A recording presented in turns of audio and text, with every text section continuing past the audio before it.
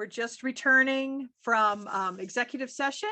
Okay. And first item on our agenda is to a discussion with Alan Wheelock to give us an update on the bylaw review committee. So Alan, can I turn it over to you? Sure. Thank you very much, Christine.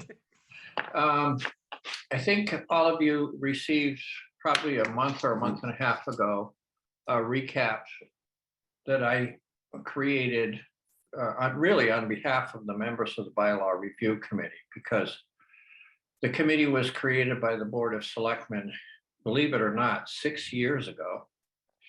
Time flies when you're having fun. So in that period of time, the committee has really looked at a lot of the town's zoning bylaws and brought a lot of suggested improvements to the bylaws to town meeting. So I created that list, distributed it to you guys, and I think it was a good exercise for the committee members, because I would say the majority of them have been with the committee since it began. And, I think it was helpful for them to see how much that they have worked on and what they've contributed to the town over the past 6 years. I think there's still an awful lot to do. One of the things that I'm happiest about that's happened over the last 6 years is the fact that with the help of the town clerk and general code in New York, that the town's bylaws are now fully digitized. And if you are working with any type of project in town, or you need information about our bylaws, or you have a question about Plympton's zoning laws, it's a very user-friendly piece of software. So you can go in and look at 24 hours a day, 7 days a week. Anytime you want to look at our bylaws, you can take a look at them, and they're very searchable. And it's just I think it was a major step forward, because prior to that we were on paper. So the current focus of the bylaw review committee is on taking a really detailed look, and this is I think we all agree, everyone on bylaw agrees, this is a complex project that we've undertaken here. But what we're looking at is groundwater protection overlay districts. And the town has a current groundwater overlay protection district on the books. From what we've been able to determine, it goes back about 30 years. And there's multiple zones. It does cover the entire town from border to border. There are 3 different zones based on the permeability, I guess, and the recharge capability of the underlying soil in different areas of town. And you can see that map if you go to the last open space plan that the town did. The Old Colony Planning Council produced actually a very nice color-coded version of that map, which was a surprise to me. I didn't even know it existed, but we found that recently. And so based on our research, we've talked to 3 different towns. We've talked to Rehoboth, Massachusetts. That was recommended to us by Bill Napolitano, who helps the Open Space Committee and Bylaw Review. He's from Serped. He's not from Old Colony Planning, but he does help the town whenever he can. He helped the town of Rehoboth, which is a town like us, totally dependent on wells. He helped them develop their current groundwater protection overlay district. We're also talking to Northfield, Massachusetts, and we're talking to Rochester, Massachusetts, all towns with people totally dependent on well water. So at this point, we think this will take us the rest of the winter to develop a recommendation for Springtown meeting. But so far where we stand is we think we're going to retain or recommend to the town that the town retains the existing bylaw with the 3 zones. But through our research and you know, and in talking with all the other departments in town, we're going to try to strengthen it and modernize it. Pretty critically important area of zoning for Plympton, again, because we have 1,000 households and every single one of those households is dependent upon a private well. There's been several, not just one, several instances of groundwater pollution in Plympton in the last 30 years. The most notable of which was the incursion of toxic waste from the Middleborough dump into our aquifer, to the point where several families in Plympton today have Middleborough town water because of that pollution. So it's very, we believe that this is an important service to the town, and we're going to do our absolute best to make sure that we bring a high quality product to town meeting. And I think that's how I would summarize what we're working on right now. Any questions? That's a great update. So, Alan, what would that look like? The is it just strengthening basically what's already on the books, or you? It would. I mean, an overlay district, as I understand it, is exactly what the term says. It's an overlay on an existing zoning district. So for example, most of the town of Plympton, I think over 90% of it is agricultural residential. So an overlay district overlays that existing bylaw, agricultural residential, and all the rules and regulations and things that we all have to comply with that are embodied in that underlying zoning law. So it doesn't change the underlying things at all, but what it does is it speaks to, and we've talked to Rehoboth a lot about this a lot because they've been using this in their town for decades. And recently, last year, I said to the town planner down there, well, what actually happened? You have a groundwater protection district, which is great. Has anything actually changed? And he said, not really. He said, but that's probably just luck, because we haven't had a situation where someone made a proposal that had the potential to pollute the aquifer in Rehoboth. And if it had, this would have given us additional protection. I think what it does is it just goes into more detail on the types of chemicals and other sources of groundwater pollution that come into play.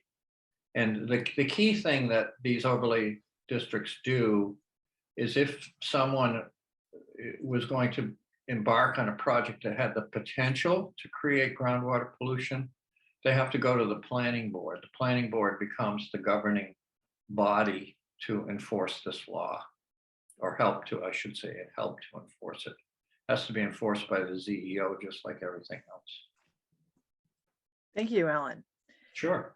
John or Mark, any questions for Alan? Mark, you're muted. I do have, I attended your committee meeting where you went over this. Yeah. And I walked away thinking we have a lot of cranberry growers in town, and I think they need to be in the conversation before anything is finalized, because and then there are businesses that I also think we need to make sure that they have a voice in this. I like the towns you've picked, especially Rochester, because I know they have so many wells in town and they're large. I just wanted to make sure that those voices were heard, but I like the direction you're going in. Yeah, within the committee, we've talked about, there's just so many stakeholders that we need to pull in. That's why I'm describing this as it's going to take us the whole winter to put a recommendation together, because we talked about the cranberry growers, businesses, the Board of Health, the Conservation Commission, the planning board, all these different folks in town that absolutely have a strong interest in helping to weigh in on what the content of that law is. The one thing that I guess I still don't understand, I intend to find out about this, is the existing bylaw. I mean, we do have a groundwater protection overlay district. It's comprehensive. I believe it's based on state regulations. I've never heard about it. I've lived here for almost 50 years. So it just makes me wonder who's been watching it, who's been seeing how it plays out on the ground in real life. I'm not sure that we as a community have really focused on it. We put it in place, and I'm sure we put it in place for the same reasons that we think about it today, because everybody's totally dependent on a well. We have no town water system. So the town wanted to make sure we have our own local Wetlands Protection Act, I think, for the same reason. So it, I think it's an important thing. I think everybody should weigh in on it, but once everybody's weighed in on it and it's updated, someone has to pay attention to it, because we're surrounded by increasing activity of all kinds of development is happening in the whole area here. And look what's happening in Carver. I mean, that's kind of a shocking situation in North Carver there, where I was told last week that the developer who was going to develop that area pulled out because of groundwater pollution. That's right on our border. So, this stuff, once it's all done and it's, the town council and everybody's comfortable with it, once it goes into place, I think it's something that we as a community, we really have to pay attention to going forward. Either that, or we have to go out and buy ourselves a $40 million public water system. Hasn't some of the towns that have this, in effect, they have a water committee? Yes, that's very true, John. Yeah. So that may be a future thing. The only other point I wanted to make was, in terms of the bylaw review committee, the great work you guys are doing, I would like to see at some point a focus on where the zoning bylaws and the municipal bylaws sort of are in opposition to each other. Right. And we need to sort of solve that, because I keep hearing a lot of things that come up that are, in one sense, they're nits, but they take a lot of time for somebody to figure out how to solve it. Yeah, understood. And, that's one of the great benefits of the general code, digitized bylaws, is you can use the thing to search for conflicts very effectively. Yeah. So, and those are pretty easy to straighten out at a town meeting, as we've seen. Well, you've done a great job. Thank you. Well, thank you. Hey, Mark, before you go, could I just make a statement to Alan? Alan, I was not aware that there was groundwater pollution over there. I had been attending these meetings, and when they talked about the reason why they were pulling out, there was never mention of groundwater pollution. It was construction costs, value of the project. There was a ton of infrastructure that still needed to be done, which was expensive. There were like a list of 7 things, but they never talked about a problem with the water. So I hadn't heard that before. I'm not sure whether it was. I think I would recommend that we all look into it in more detail, because what I heard was that I'm not 100% sure that the developer withdrew because of the water supply, because I think, doesn't Carver have a public water supply right there? I think it's worse than that, Christine. I think what they discovered was that used to be a dumping ground for sewage, asphalt, concrete. I mean, sounds, and again, I haven't seen a confirmed story in a newspaper or anything like that about this, but what I have heard anecdotally is that whole area is, there's pollution problems there from things that occurred on that land in the past. There was a construction dump there it almost abuts Heather's Path. Yeah. I'm not sure what's in it, so I can't talk on it. Yeah, I don't know either, Alan, about the status of the that former construction dump either. But I'm sure more information will come out as we progress with the project, and Oh, yeah. that's certainly something to look into. Yeah, we don't need any more, Middleborough dump scenarios in the town, that's for sure. Absolutely. Go ahead, Mark. You have questions for Alan? Well, sort of less a question, more a general comment, and that is to salute you, Alan, and salute your committee. Absolutely for giving the poor pun, but you guys have the driest work, I think, of any committee or commission in town. And the way you guys dig into that stuff is really impressive. And I'm equally, I think the kudos for the codification, which really changes the whole dynamic, that is pretty much any citizen can get pretty quickly at the immediate issue at hand and what the rules are, rather than a lot of hearsay, rather than a lot of incorrect information out there. So from the big perspective, I think the codification is just immense and gets the stuff out there. And maybe we need to do a little bit better job of reminding our citizens that the stuff is all there, right there on the website, ready to go. But thank you for all your efforts. Thank you, Mark. I'm sure the committee appreciates that. And it is, you're right. It's other than reading business contracts, it's one of the driest, most boring things. But strangely, one of my favorite things in business was to negotiate contracts. So, but it's dry, but it's important. It's very important. So thank you so much, Alan. You guys serve such a great service to the town, and really keeping us, trying to protect us from ever-changing environment and the challenges that we face. So thank you all very much. Have a good night, everyone. You too. Good night, Alan. Night. Take care. You too.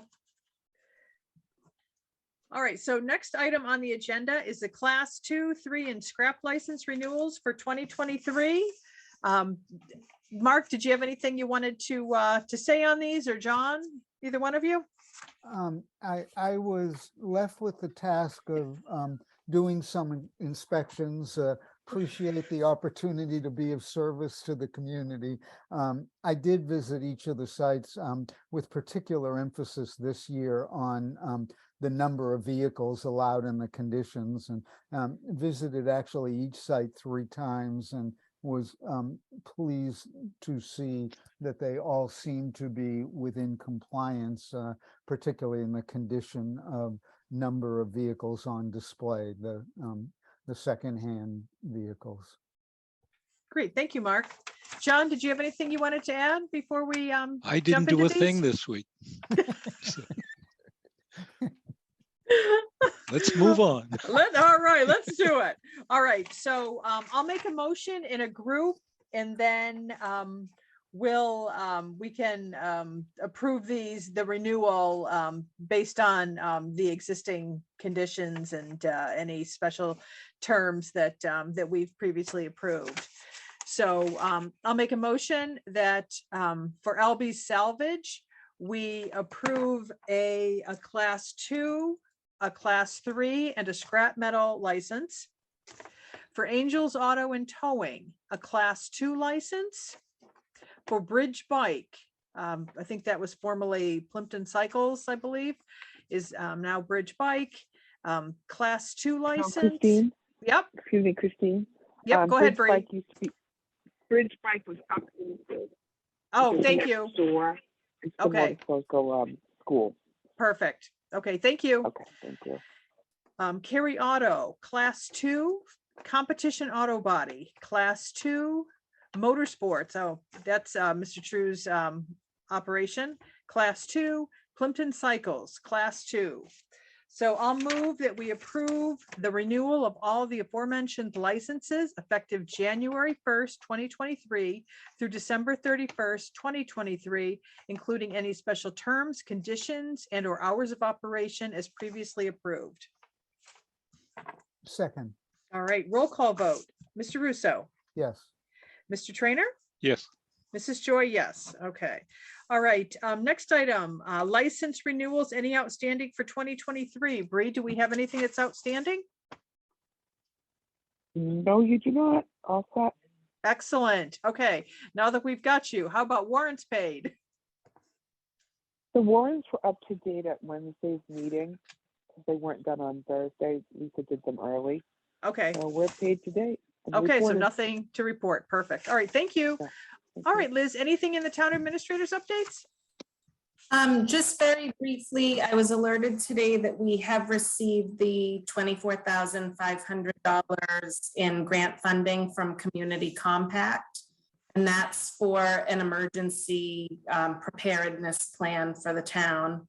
So we're going to get working on that.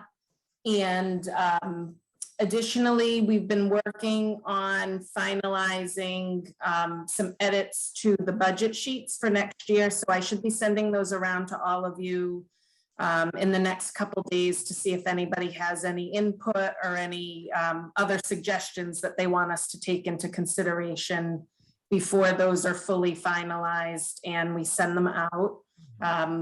Lisa Hart and I did a little test run with them today to see how easy it was for somebody on the receiving end of it, because it's going to be an Excel format. So she and I were working together. She was giving me feedback on how some of the fields were, how easily you were able to edit the fields that you need to edit. So I'll send that out to everybody in case people have comments or suggestions on that. And then otherwise, I don't believe we have anything in correspondence. All right. Thank you, Liz. All right, so we had minutes from the special town meeting on November 30th. Mark, did you do those minutes or were those, you did? That's what you sent out? No, I think those were Bree's. That's me. And Okay, they're not completed. okay, all right, so we'll hold the minutes Thank you. Yep, please hold. till the next meeting. Okay. Very good. All right. So we're at the end of our agenda. So I'll report that our next meeting will be on December 19th, and then we'll be going into the new year, January 9th and January 23rd. Any selectmen's raves, Mark or John? Sure, glad to, I think John opened his mouth before mine. I'm going to let him have the floor first. Well, thank you. So I got a couple of raves. There just seemed to be a lot going on now that it's holiday season. We had the seniors Thanksgiving lunch at the Upland Club. It was put on by the fire and police department combined. And obviously the Upland Club did all the work for the meal. So it was a great time. And Susan Moran dropped by, which was nice, went around to all the tables and said hello. She really seems to be reaching out within Plympton, so good. We also had the Dennett Thanksgiving feast. I had the privilege to sit beside the other selectman here, Mr. Russo. It's fabulous, best event of the year, town event. So great to see the kids. And then I commented briefly before on the Daisy, the troop coming to do caroling. So wonderful time. And let's see, Wednesday we have a Christmas meal with the Council on Aging again at the club. So I'm getting well fed. A lot of good stuff. Yeah. Mark, what do you have? So a couple raves, both related to special town meeting. Really impressed with the turnout for a special town meeting on a really stormy night. That was really impressive. And for us that work in town government and sometimes feel like we're working alone, or that there's a lack of interest, that interest of a bunch of town folks was really appreciated. And then the second portion of that, the unanimous vote to authorize the purchase of Turkey Swamp was also pretty thrilling, and I think speaks to the fundamental value in this town that we, most or all of us seem to share about open space preservation and climate resilience. And it's a thrill, particularly in comparison to some neighboring towns, that seems to be a highly valued value. So appreciate all that. Well, my rave would be kind of coming off of yours, Mark. It's a huge amount of work that that you and Linda Letty and the Open Space Committee and the Conservation Committee helped put into this, reaching out to other groups to try to help us make this happen. I imagine it's been a labor of love, and it's so wonderful when it all comes together. And I hope that you're able to enjoy it for a bit until the next thing comes along. But yeah, well done to the whole group. That was really great to see. And then such a great support at town meeting too. That was wonderful to see as well. Yeah. Yeah. And then go ahead, John. Mark, I have a question on that. What I understood was that the total cost to the town, not to the town, but the total cost will be around 700,000. Yeah, I don't have it right in front of me. No, but that's 712,000. Yeah. Okay. Yeah. Thank you.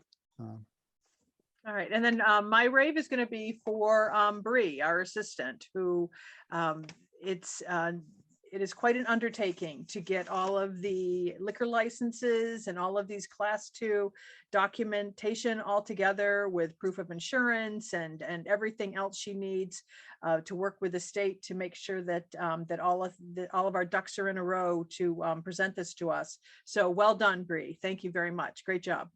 Hey, if I can just go back to John's question about total cost for Turkey Swamp, that is the total cost of purchase plus the associated cost for making it. Of course, the vast majority of that is being paid for by municipal vulnerability grant, the Sheehan family, and a small amount from Community Preservation Committee. But, yeah.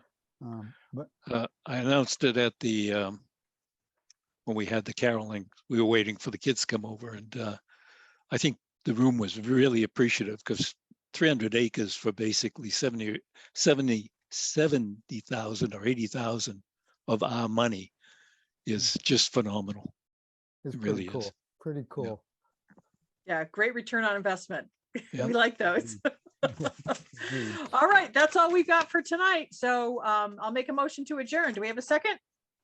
Second. All right, all in favor? Aye. Aye. All right. Good night, everyone. See ya.